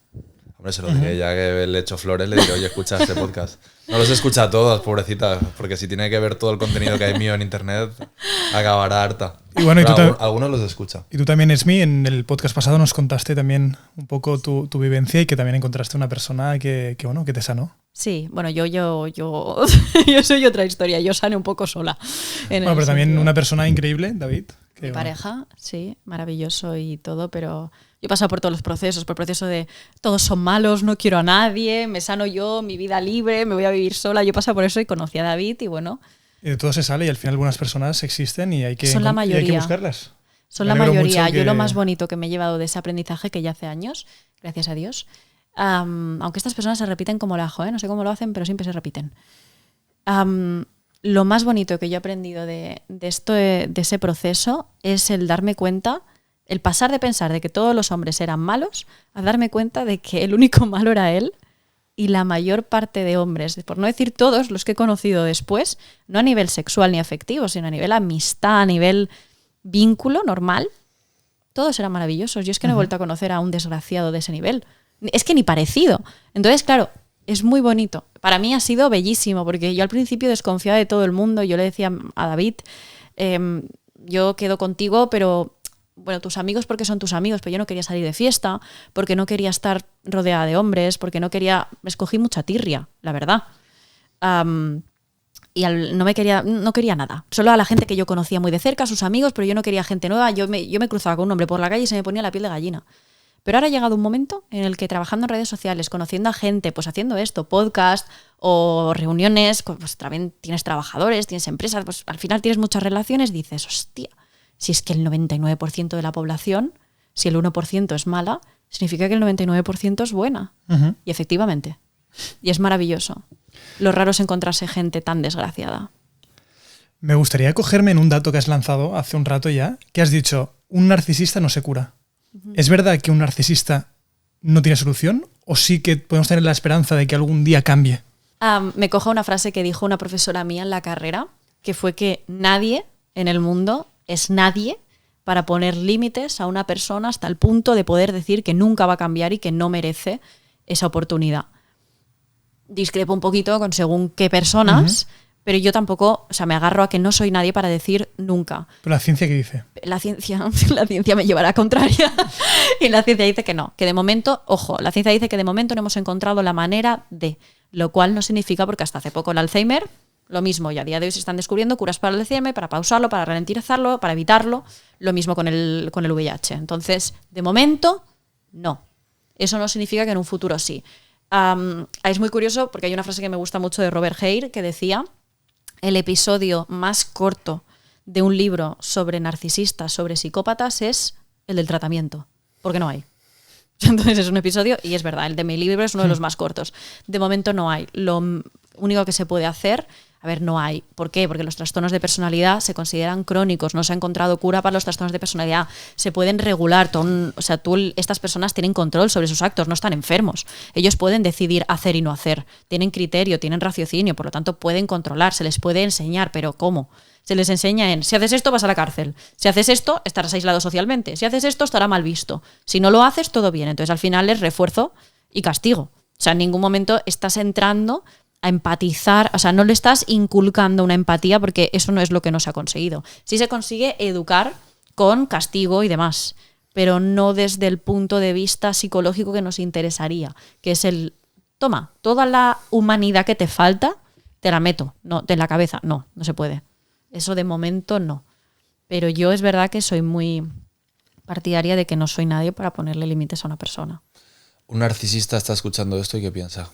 No lo está escuchando. Un narcisista no está 2 horas escuchando a alguien. ¿Y si se lo han puesto? ¿Y si alguien se lo ha puesto? ¿Qué estará pensando ahora mismo?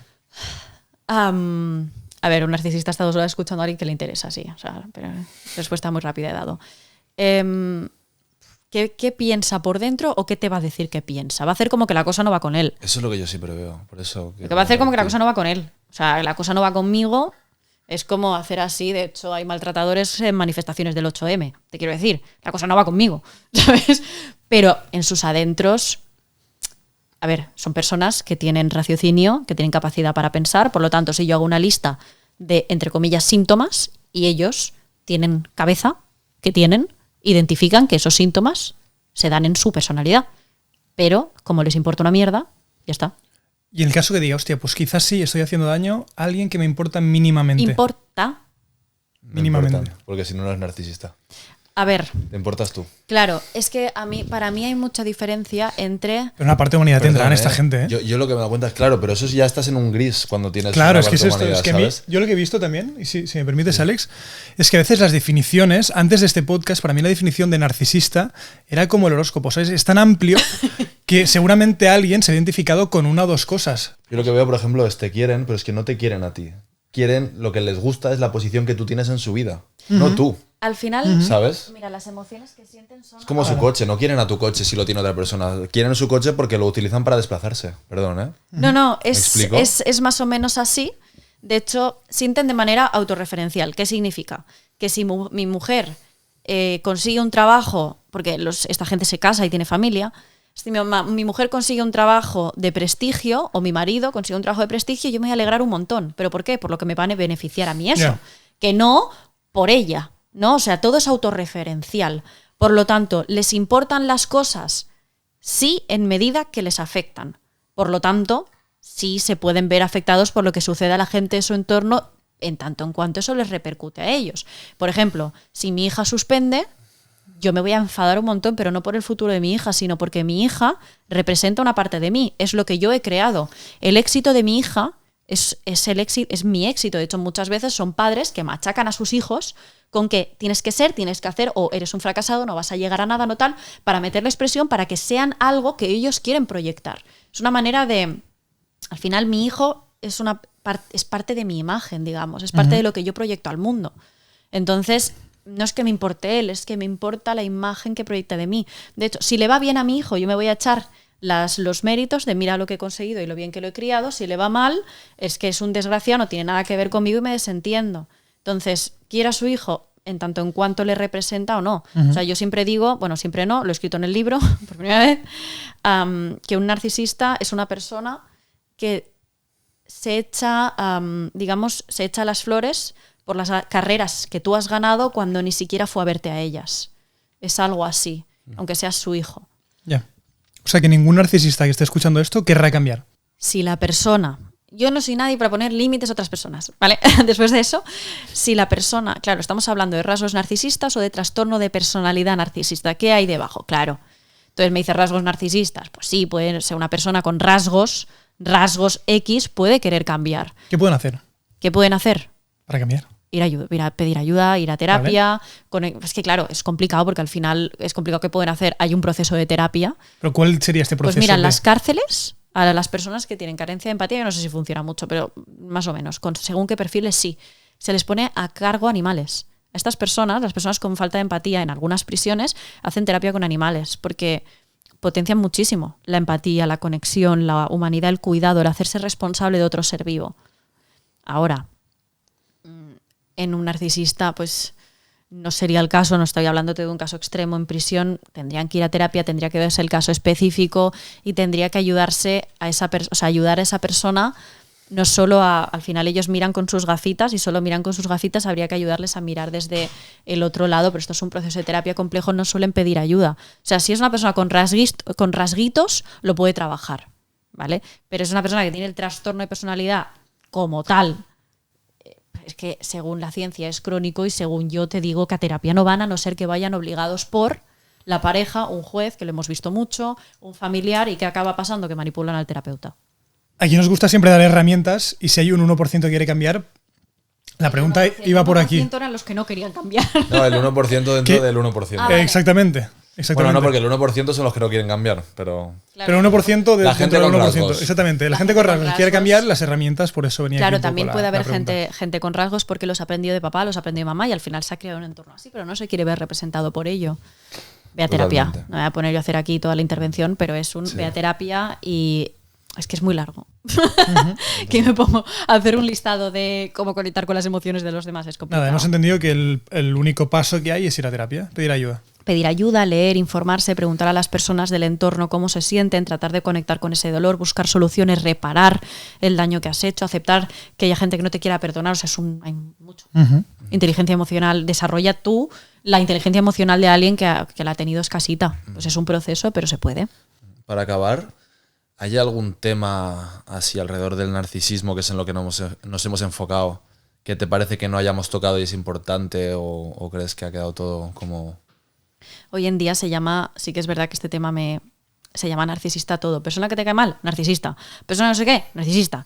No. O sea, una cosa es tener rasgos narcisistas, que los podemos tener muchos, y de hecho yo tengo amigos a los que aprecio un montón y tienen rasguitos por todos lados, pero se les aprecia porque son rasgos.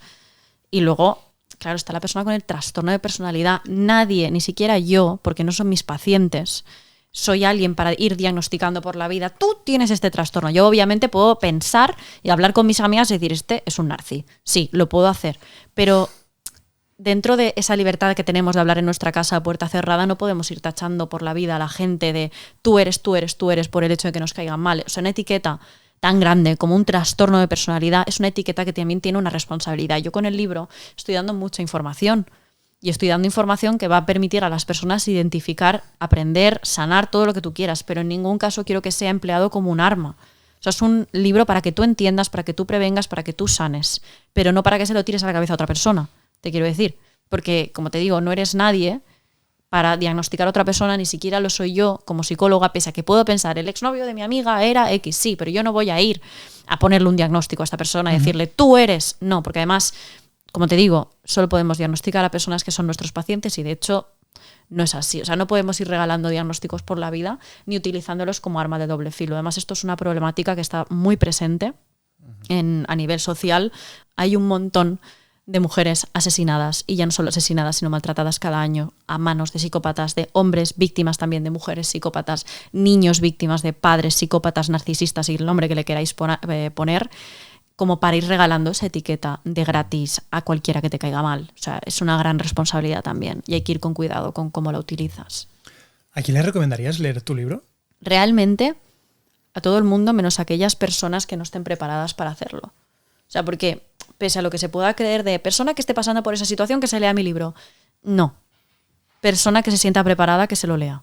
Porque puede ser un tortazo. Al final es muy fuerte enterarte por ejemplo, Alex ahora se estaba identificando con todo y estaba, pues, al final te ha tocado la patatita, claro. Pues imagínate que fuera tu novia en este momento. Te toca la patata de otra manera. O fuera tu madre, fuera tu padre. Y no aún no lo has trabajado, no te has desvinculado, sigue formando parte de tu vida. No es un momento para que alguien te venga a hablar de esto, te ponga un libro en la cara. Porque es que el libro pues va a ser un tortazo. Y hay gente que opina que los tortazos de realidad a veces son necesarios. Bueno, hay otras maneras. Que sin la necesidad de que nos hagan tanto daño, hay que saber cuándo dar una información y cuándo no darla. Y esto muchos psicólogos pecan. O sea, muchos psicólogos, muchos amigos, muchas personas en general pecan de esto de esto lo tiene que saber, esto se lo tiene que decir alguien. Hay veces que no es el momento. Perfecto, pues para la gente que se lo quiera leer, 30 de mayo a la venta y dejaremos un link en la descripción para que la gente lo pueda adquirir directamente. Perfecto. Te iba a comentar también porque cuando tú viniste no hacíamos esta pregunta y ahora la hacemos antes de las picantes, tranquila, que es ¿cuál es el mejor consejo que te han dado nunca? No me lo han dado, lo he leído. Adelante, por favor. Pues el mejor consejo que me han dado, que he leído, es que la disciplina es la forma más pura de amor propio. Me gusta. Dicho esto, Alex, ¿dónde vamos? Preguntas picantes.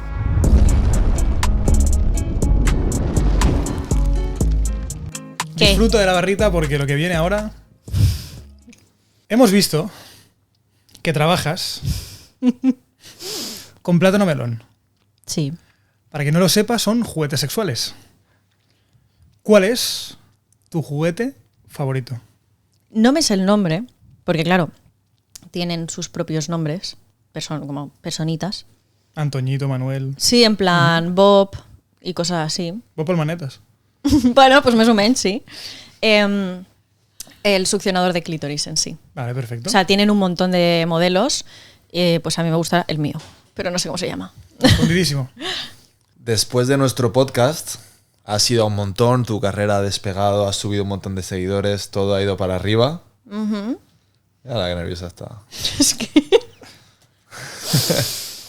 ¿Cuál ha sido el peor podcast al que has ido? ¿Peor por qué? A tu parecer, ahí ya te lo dejo. a No, tu- peor que haya tenido peor respuesta, peor repercusión o peor que yo no me haya sentido cómoda. La última. Tengo un plan, estuve súper bien, lo que pasa es que el Vale. feedback fue muy malo Ujú. por parte de la audiencia, pero estuve sí? súper cómoda, muy malo. Al final me dirigí a una audiencia que no era la mía y eso tiene una repercusión. Estuve en uno que se llama Matcha Flix, que es una marca de matcha, y quizá pues no me hicieron las preguntas que a mí me hubiese gustado para dar unas respuestas guays. Entonces quizá podríamos decir que ese, pero tampoco fue horrible. Lee, por favor, señorita Elizabeth, el último mensaje de WhatsApp que hayas recibido. Vas a mirarlo, ya si lo miras lo tienes que leer, ¿eh? Es que es Juan. Es Juan. A ver, Qué cabrones cuando que sois. vengas a Bali hacemos una vueltita en moto así. Y no, ya está, porque me has dicho que le Te has puesto has roja, ¿eh? Te has puesto muy roja. Tienes que compartir el mensaje. Con la vueltita de moto. Qué cabrones que son estos dos. Es Juan. Se ha puesto ese rojo. Pero nos tienes que enseñar. ¿Lo enseñas o no lo enseñas? ¿O solo a nosotros y nunca a nadie? No se puede poner en cámara, porque igual nos censuran el vídeo. Puto Juan. Qué Estoy leyenda. sudando. Bueno, que ponga, envíame el sticker si quieres y lo ponemos censurado por encima. Vale. ¿Cuál ha sido tu peor cita y cómo fue? Mi peor cita fue con un chico. Me llevo bien con él ahora y todo eso, pero fue un desastre. Tiene que ser primera cita o puede ser... Bueno, de hecho era la primera, da igual. Fue que antes de la cita fuimos a su casa porque tenía que coger no sé qué y en su casa iba a coger dinero y cogió... Perdón. Porque es que no veo el podcast, qué mal, pobrecito. Fuimos a su casa ¿Cómo se antes... No, no. Fuimos a su casa antes de ir a cenar y cuando pasamos por su casa cogió dinero para la cena y me dijo, bueno, tú comes poco, ¿no? Y le digo, por, dice, no, porque como eres así enana, comes poco. Hostias. Y dije, ¿cómo poco? Por, dice, cogió 15 euros. Y dije, Hostia. bueno, no pasa nada. Cuando llegó la hora de pagar, no sacó la cartera. Entonces pagué yo, que no pasa nada, yo invité. Estuvimos 5 meses. Jamás, ni una sola vez, pagó una cuenta. De hecho, hubo una ocasión, que esa para mí fue mi peor cita, en la que yo me pedí una bebida, él tenía hambre, entonces él comió y yo no comí. ¿Vale? Es peor de lo que te imaginas. Entonces me fui al baño a hacer pipí, cuando volví pedí la cuenta, pero ya la había pagado con sacó la cartera de mi bolso, pagó la comida, la suya, y ya está. Y yo tenía 18 años, o sea, no tenía más de 200 euros en la cuenta bancaria. O sea, fue un sablazo. Esas han sido mis peores citas, han sido todas con la misma persona. Tenía trastorno comunista. Tenía que es un rata y lo sigue ¿Le siendo. puedes meter esto de fondo, el clink clink este mítico de broma mala? Es un rata y lo sigue siendo y lo va a ser siempre. Esa ha sido mi peor cita. Perfectísimo. Pues última pregunta, Elizabeth. Menos mal Muy que- bien. Espérate. Desde el último podcast sabemos que te están yendo las cosas súper bien. Y nos alegramos, obviamente. No. ¿Cuál es el capricho más caro que te has comprado? He de decir que soy cero caprichosa. O sea, no. Me gusta mucho comprarme ropita y tal, pero no soy de llevar cosas caras ni nada. Algo que yo me he comprado para mí, caro. Lo más caro. Un Mac. Sí, un Mac. Está bien. Que es verdad. Perfecto. Nunca, o sea, no me he comprado ningún bolso caro, no me he comprado joyas caras, no he comprado ropa tan cara, no. Un Aquí Mac. solo preguntamos, no juzgamos nunca. Dicho esto, querida Elizabeth, ¿Ha acabado tu turno? Bueno, no. Acaba Acaba nuestro el turno y vuestro. empieza el tuyo. Adri, Toma. Elizabeth. me ha encantado, ¿eh? No sé por qué sabía que ibas a empezar por ahí. ¿Cuándo fue la última vez que tuviste sexo? ¿Cuándo fue? ¿Hace cuánto? No, estoy calculando. Que las cosas no van tan bien. Elizabeth. Mentiroso. Hace una semana. ¡Guau! ¡Qué mal van! Hay que calcular. ¿Qué hora es? Una semana. Las 6. Hace una semana. Sí. Hace una semana. Respuesta Vale. final. Alex. Define en 3 palabras a la chica que estás conociendo. Vamos a hacerla feliz, que valga la pena que haya escuchado el podcast. Claro, claro. Adelante. Adelante, venga. 3. Sé que es difícil en 3, pero Alex intenta Es difícil decir solo 3 palabras, ¿eh? Eso lo dijo el novio de Úrsula Corbero. Pero Que definirla era reducirla o algo así. definir las cosas es limitarlas. Eso es lo que dijo. No sé lo que dijo, pero es lo que pienso. Pues sí. Pero dicho esto, ya que has dicho 3 palabras, voy a decir 3 palabras y hay muchísimas más. Pero es preciosa, con matices, porque es una energía que sale desde dentro hacia afuera. O sea, sin conocerla es preciosa, pero cuando hablas con ella, te mira, la escuchas, es preciosa.